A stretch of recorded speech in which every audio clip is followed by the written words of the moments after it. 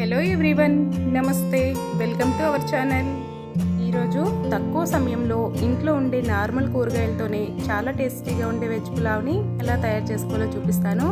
ఈ రెసిపీ లంచ్లోకైనా డిన్నర్లోకైనా చాలా బాగుంటుంది. మరి ఆలస్యం చేయకుండా రెసిపీని స్టార్ట్ చేసేద్దాం. ముందుగా నేను బౌల్లో ఒక గ్లాస్ సోనా మసూరి రైస్ని తీసుకున్నాను. ఈ సోనా మసూరి రైస్కి బదులు మీరు బాస్మతి రైస్నైనా వాడుకోవచ్చు.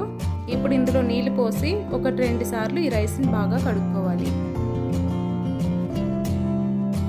ఇలా కడిగిన రైస్లో నీళ్లు పోసుకొని ఒక అరగంట పాటు ఈ రైస్ని నానబెట్టుకోవాలి.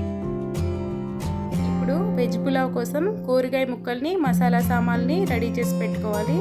మసాలాల్లో నేను 2 ఏలకులు, 4 లవంగాలు, 1 స్టార్ ఫ్లవర్, కొంచెం మిరియాలు, చిన్న దాల్చిన చెక్క, 1 మసాలా ఆకు, అలాగే కొన్ని జీడిపప్పు పలుకుల్ని తీసుకున్నాను.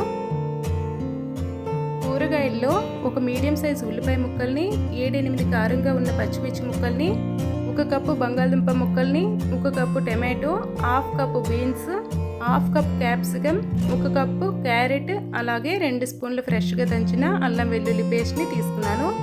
మీకు కావాలంటే ఇంకా మీకు నచ్చిన కూరగాయలని కూడా ఈ పులావ్లో యాడ్ చేసుకోవచ్చు. ఇప్పుడు స్టవ్ వెలిగించి అడుగు మందంగా ఉన్న పాత్రను పెట్టుకొని ఇందులో 3 స్పూన్ల వరకు ఆయిల్ వేసుకోవాలి. అలాగే 1 స్పూన్ నెయ్యిని కూడా వేసుకోవాలి. ఈ నెయ్యి వేసుకోవడం వల్ల పులావ్ మంచి టేస్ట్ వస్తుంది.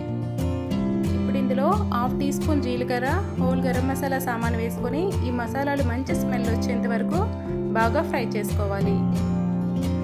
ఇలా ఫ్రై చేసుకున్న మసాలాల్లో ఉల్లిపాయ, పచ్చిమిర్చి ముక్కల్ని, అలాగే జీడిపప్పు పలుకుల్ని వేసుకొని ఉల్లిపాయ ముక్కలు కాస్త సాఫ్ట్గా అయ్యేంత వరకు ఫ్రై చేసుకోవాలి. ఉల్లిపాయ ముక్కలు ఇలా కాస్త సాఫ్ట్గా అయిన తర్వాత ఇందులో కట్ చేసి పెట్టుకున్న కూరగాయ ముక్కల్ని వేసుకొని ఒకసారి బాగా కలుపుకోవాలి.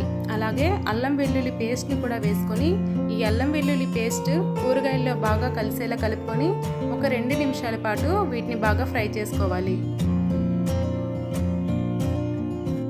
ఇప్పుడు నానబెట్టుకున్న బియ్యాన్ని ఇందులో వేసుకోవాలి. అలాగే 1 స్పూన్ వేయించిన ధనియాల పొడి, రుచికి సరిపడే సాల్ట్ వేసుకొని ఒకసారి బాగా కలిపి మంటని మీడియం ఫ్లేమ్లో పెట్టుకొని 2 నిమిషాల పాటు వీటిని ఉడికించుకోవాలి.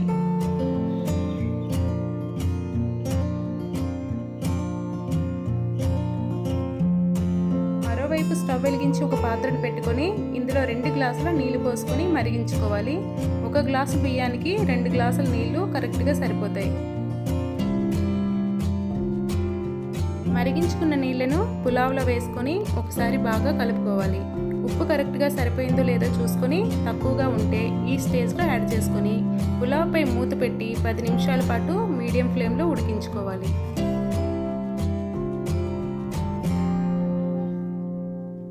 పది నిమిషాల తర్వాత చూడండి, పులావ్ ఎంత బాగా తయారైపోయింది. ఇప్పుడు ఇందులో సన్నంగా కట్ చేసుకుని కొత్తిమీరని వేసుకొని ఒకసారి బాగా కలుపుకోవాలి. తర్వాత స్టవ్ ఆఫ్ చేసుకొని ఒక 15 నిమిషాల పాటు ఈ పులావ్పై మూత పెట్టి అలానే వదిలేయాలి.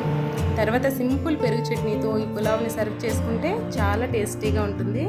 మీరు కూడా తప్పకుండా ట్రై చేసి మీకు ఎలా కుదిరిందో కామెంట్ చేయండి. అలాగే నా ఛానల్ని సబ్స్క్రైబ్ చేసుకోండి.